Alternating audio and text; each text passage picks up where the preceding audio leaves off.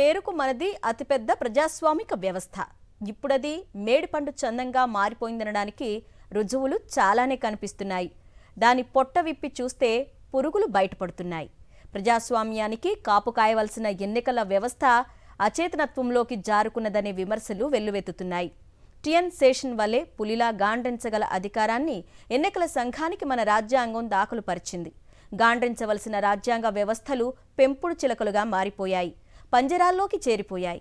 సర్కారు వారి పాటకు అవి కోరసులు పాడుతుంటే మన ప్రజాస్వామ్యం వర్ధిల్లుతున్నట్ట, మాయల పకీర్ల చెరలో మూలుగుతున్నట్ట.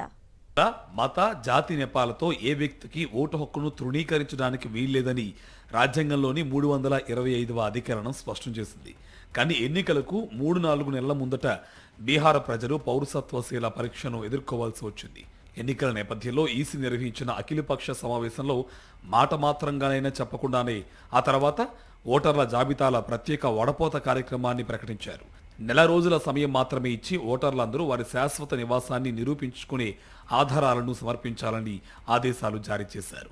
దీనికి ఆధార్తో పాటు ఎన్నికల సంఘమే గతంలో జారీ చేసిన ఓటర్ ఐడి కార్డులు పనికిరావని తేల్చారు. ప్రతిపక్షాలు లేవనెత్తిన అభ్యంతరాలను బేఖాతరు చేస్తూ ఎన్నికల సంఘం కొత్త ముసాయిదా ఓటర్ల జాబితాను ప్రకటించింది. గత జాబితాలో ఉన్న 65 లక్షల మందిని తొలగించినట్లు ప్రకటించింది. ఇందులో 22 లక్షలు చనిపోయిన వారి పేర్లని, 36 లక్షల మంది శాశ్వతంగా వలసపోయారని పేర్కొంది. శాశ్వతంగా వలసపోయినట్టు ఎలా నిర్ధారించుకొచ్చారో తెలీదు. ఆ మేరకు వాళ్ళేమైనా అఫిడవిట్లు సమర్పించారా? పారదర్శకత ఎక్కడుంది? 22 లక్షల మంది ఏ సమయాల్లో చనిపోయారో తెలియదు. 5 ఏళ్ల కింద జరిగిన బీహార్ అసెంబ్లీ ఎన్నికల్లో 7.36 కోట్ల మందికి ఓటు హక్కు ఉంది. ఇప్పుడు వడపోత తర్వాత 7.24 కోట్ల మందే నివాస పత్రాలు సమర్పించారని చెప్పారు. 5 ఏళ్లలో చనిపోయిన వారి సంఖ్యకు రెట్టింపు సంఖ్యలోనైనా కొత్త ఓటర్లు నమోదై ఉండాలి కదా.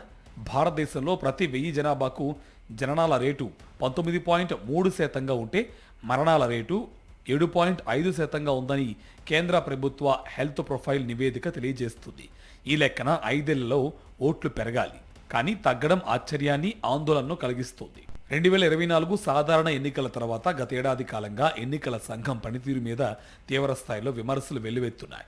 రాజకీయ పార్టీలే కాదు, స్వచ్ఛంద సంస్థలు కూడా సంఘం పనితీరును ప్రశ్నిస్తున్నాయి. సాక్ష్యాధారాలతో అనేక అవకతవకలను ఎత్తుచూపుతున్నాయి. కానీ ఎన్నికల సంఘం స్పందించడం లేదు. ఆంధ్రప్రదేశ్లో జరుగుతున్న 2 జడ్పీటీసీల ఉప ఎన్నికలే తీసుకుందాం. ఎన్ని అక్రమాలు చేసైనా ఈ 2 స్థానాలను గెలుచుకోవాలని రాష్ట్ర ప్రభుత్వం కంకణం కట్టుకున్నట్టు కనిపిస్తుంది. అధికారంలో ఉన్న పార్టీ రాజకీయ ఎజెండాకు పోలీసు యంత్రాంగంతో పాటు ఎన్నికల సంఘం కూడా తందానా అంటున్న తీరు విభ్రాంతికరం. మామూలుగానైతే జడ్పీటీసీ ఉప ఎన్నికలో రాష్ట్ర నాయకులు జోక్యం చేసుకోరు. పార్టీల జిల్లా స్థాయి నాయకులే ప్రచారం చేస్తారు. జగన్మోహన్ రెడ్డి ముఖ్యమంత్రిగా ఉన్న సమయంలో స్థానిక ఎన్నికలు రాష్ట్ర వ్యాప్తంగా జరిగినప్పుడు కూడా ఆయన ప్రచారానికి వెళ్లలేదు. స్థానిక నాయకత్వానికి బాధ్యత అప్పగించారు.